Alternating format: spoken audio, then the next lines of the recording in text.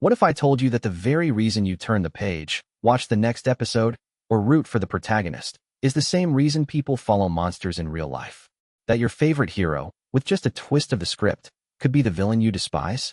But here's the darker secret. You wouldn't see it coming. You wouldn't even know when you cross the line.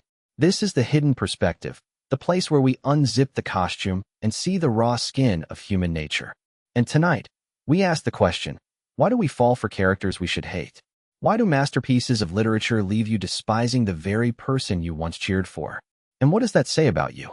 Let's start with the hidden psychological problem. The world expects us to be good judges of character. We think we can spot a villain. Yet, the best stories seduce us into alliance with flawed, broken protagonists, people who lie, betray, self-destruct, manipulate, and sometimes destroy the lives around them. And at first, we follow willingly. We empathize, excuse, even root for them. We rationalize their darkness because it comes wrapped in a compelling narrative, or because, in their worst moments, we see a fractured version of ourselves. That's the hidden trap. Our empathy is a double-edged sword. It isn't just a window into another life, it's a blindfold. Psychology calls this the empathy trap, our tendency to rationalize and justify the actions of those whose stories we know the most intimately. If someone shares their wounds with us, we excuse their knife. If we walk in their shoes, we'll walk off the edge with them. When you see the world through their fractured eyes, your own vision grows distorted. You are no longer the judge, you become their accomplice. There's a reason why literary masterpieces like Crime and Punishment, Lolita, The Catcher in the Rye, and The Talented Mr. Ripley don't just show us a monster. They make us sit beside them, feel their loneliness, taste their ambition, rationalize their justifications. These aren't just cautionary tales, they're revelations of complicity. They don't ask us to observe evil, they seduce us into feeling it. By the final page, we're not just witnessing a downfall. We're caught in it. We've spent 400 pages defending someone who deserves none of it. Why do people fall into this trap? Because every human mind is a storyteller craving coherence. We are wired to crave meaning, even in the lives of the damned. Give us a compelling story, a glimpse into a tormented inner world, and we'll forgive almost any sin. This isn't just theory. This is the psychological law of narrative empathy. The mere act of knowing a person's struggle makes us conspire in their justification. Mirror neurons, identification, psychological projection, they all turn the page of complicity. We become the monster's chronicler, their priest, their advocate. We share in the emotional logic, and in doing so, we surrender our judgment. But the real danger doesn't stop within novels. This is how we excuse toxic friends, justify charismatic leaders, rationalize the betrayals of family. We repeat the same pattern. Understanding replaces boundaries. The more we empathize, the less we judge. This is how real-world villains enlist armies of followers, not through brute force, but by hijacking narrative. They are victims first, monsters later. By the time we realize what they are, we're already invested. Human nature isn't wired for moral certainty.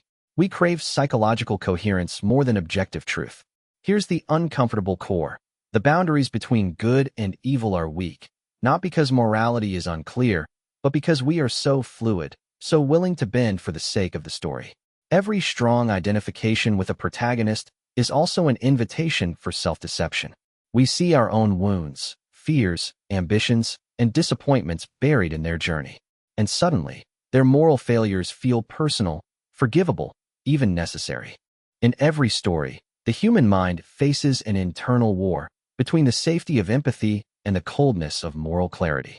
The stronger our connection to a character, the greater our risk of losing our standards. Through the haze of loneliness, status anxiety, shame, or existential longing, we permit things in them we would never tolerate in ourselves. At least, that's what we tell ourselves. But the honest truth is, we are often blind to our own double standards. How many times have you told yourself, "I'm not like them," while excusing the same behavior in the protagonist you adore? Let's go even deeper. Sometimes, we despise the protagonist because, by the end of their arc, we glimpse a shadow of ourselves within their failures.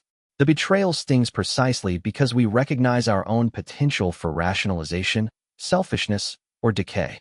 When Humbert's justifications rot through their elegance, or Raskolnikov's logic collapses into guilt, we aren't just disgusted by them. Our disgust is self-directed. Literature is the mirror in which we unravel. Ask yourself honestly, Why do some of the darkest characters linger in your mind long after the book is closed? It's not because they were monsters. It's because, through their tragedy, you tasted the thrill and the terror of seeing your own boundaries tested. Loneliness, shame, status, the hunger to be seen, the fear of mediocrity. These are not fictional motivations. They are the architecture of every unspoken compromise you've ever made. We're drawn to these narratives because, beneath the safety of fiction, we can explore our own darkness without consequence. But here is the unsettling twist. These stories aren't fantasies. They are rehearsals. Each time we cheer for a protagonist's moral slide, we accustom ourselves to the logic of self-excuse in real life. Every small justification piles up, and suddenly, the border between hero and villain, between good and evil, begins to blur, not just in their world, but in yours. Here's the final, uncomfortable truth. We all want to believe we're immune to the seduction of a good story. But the roots of evil aren't out there, lurking beneath a villain's cape. The roots are inside us. Literature holds up a funhouse mirror, tricking us into stepping closer, until we catch our own reflection smiling next to the monster. The true villain isn't the character on the page. It's our willingness to abandon our own standards for the sake of a compelling story, for the illusion of understanding. So next time you find yourself defending the indefensible, remember, evil rarely arrives as a stranger. It comes as a story. It comes as someone you once loved, someone whose suffering you rationalized, until one day, you realize you weren't just a spectator. You were part of it all along. That's the hidden perspective. The monster was never in the book. The monster is inside your empathy. The monster is you.